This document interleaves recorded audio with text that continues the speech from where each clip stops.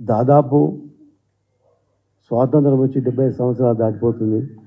ఈ 70 సంవత్సరాల లోపల ఎక్కువ భాగము 50 సంవత్సరాలకు పైననే కాంగ్రెస్ ప్రభుత్వం పరిపాలించడం జరిగింది. ప్రత్యేకంగా ఈరోజు మా మహబూబ్ నగర్ పరిస్థితి ఏ విధంగా ఉంటుందో ఇంతకుముందు ప్రతి ఒక్కరికి తెలిసిన విషయమే. వీటన్నిటిని గమనించి మాజీ ముఖ్యమంత్రి గారు ఈరోజు తెలంగాణ తెచ్చి ఈరోజు ఎన్ని విధాలుగా అభివృద్ధి చెందిందో ప్రతి ఒక్కరికి కళ్ళగట్టినట్టు కనిపిస్తున్నది. ఈరోజు నీళ్ళ విషయంలో ఎంత ఇబ్బందులు ఉంటుండే, వ్యవసాయదారులకు ఎన్ని సమస్యలు ఉంటుండే, ఎక్కడ ఈరోజు కాంగ్రెస్ హయాంలో తెలంగాణ వచ్చే ఆదాయాన్ని మొత్తంగా తీసుకుపోయి ఆంధ్రలో పెట్టి వాళ్ళు అభివృద్ధి చేసుకోవడం జరిగింది. కాంగ్రెస్ ప్రభుత్వంలో ఉన్న కట్టిన ప్రాజెక్టులు ఈరోజు అందరికీ కళ్ళ కనిపిస్తున్నాయి. ఎక్కువ భాగము సింహభాగము ఈరోజు ఆంధ్రకే ఉపయోగంగా ఉండేది. ఇటువంటి పరిస్థితుల్లో ఈరోజు మాజీ ముఖ్యమంత్రి గారు శ్రీ కల్వకుంట్ల చంద్రశేఖరరావు గారు వీటన్నింటినీ ఆలోచన చేసి తెలంగాణను ఏ విధంగా అభివృద్ధి చేయాలి అనే ఉద్దేశంతో అటు ఉత్తరాన కాళేశ్వరం ప్రాజెక్టు కానీ ఇక దక్షిణాన పాలమ రంగారెడ్డి కానీ ఇటువంటి విషయాలు తెచ్చి ఎంత గొప్పగా ఈరోజు మనకు కళ్ళకు కనిపిస్తున్నాయో.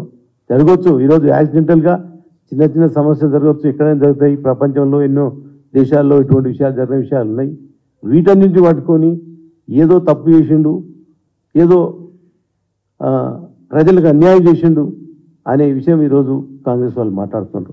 ఈ విషయాలు మనమందరం దృష్టిలో పెట్టుకొని గతంలో ఏ విధంగా సమైక్య పాలనలో రాష్ట్ర వ్యాప్తంగా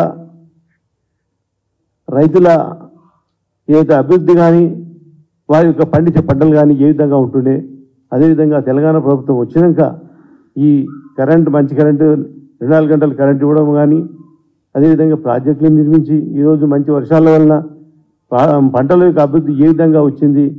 అప్పుడు 60-65 లక్షల పంటలు అప్పుడు 2014 కంటే ముందు ఉంటే ఇప్పుడు ఈరోజు దాదాపు 3 కోట్ల పైన ఇదేమో మెట్రిక్ టన్నుల ధాన్యం పండడం జరుగుతుంది.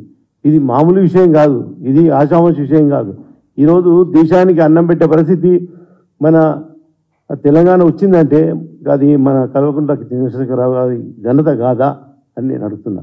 ఈరోజు కాంగ్రెస్ వాళ్ళు వచ్చిండ్రు, ఏ ప్రభుత్వము అనేది ఒకసారి ఆలోచన చేయాలి. పార్టీలు మారచ్చు, ఏ పార్టీ అని రావచ్చు. వచ్చినప్పుడు ప్రభుత్వం అనేది ప్రజలకు సేవ చేయడానికి ఏదైనా ఒకటే ప్రభుత్వం అన్నప్పుడు ప్రభుత్వమే. పార్టీలు మారచ్చు కానీ ప్రజలకు సేవ చేయడం అనేది ముఖ్యం.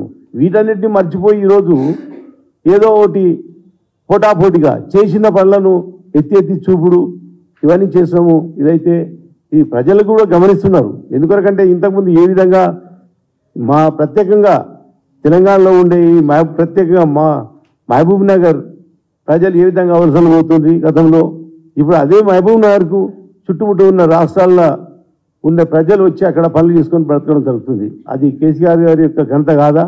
అటువంటి పరిస్థితి ఈరోజు ఈ కాంగ్రెస్ ప్రభుత్వం ఇచ్చిన హామీలను ఈరోజు ఎందుకొరకంటే ప్రజలు తెలంగాణ ప్రభుత్వంలో ఆర్థికంగా అభివృద్ధి పడి ఈరోజు ఎవరికి కడుపు మాడే పరిస్థితి లేదు. వాటన్ని దృష్టిలో పెట్టుకొని మీరు ఇచ్చిన పథకాలు సరైన టైంలో అమలు కావడం లేదు అని అడగడానికి కూడా వాళ్ళు కొద్దిగా ఆర్థికంగా కట్టి ఉన్నారు. అదేవిధంగా గతంలో ఉన్నట్లు ప్రజలు కొంచెము కడుపు ఆకలి మంటతోటి ఉంటే మీరు ఇచ్చిన పథకాలు ఏం జరుగుతున్నాయి, ఏం సంగతి అనేది అడిగేవారు. అదేవిధంగా ఈరోజు ప్రాజెక్టులు సందర్శనం చేయడం అంటే మామూలు ఇది కాదు. మేము ఈ గతంలో కేసీఆర్ ప్రభుత్వం ఏం చేసింది, మేము ఏం చేయాలి అని దాన్ని బట్టి ప్రజలకు ఉపయోగకరంగా ఉండాలి. కానీ ఏదో అడ్డగోలుగా మాట్లాడి మీరు తప్పులు చేసినారు, మీరు ఇది చేసినారు అని మాట్లాడడం సబబు కాదు అని చెబుతూ సెలవు తీసుకుంటున్నాను.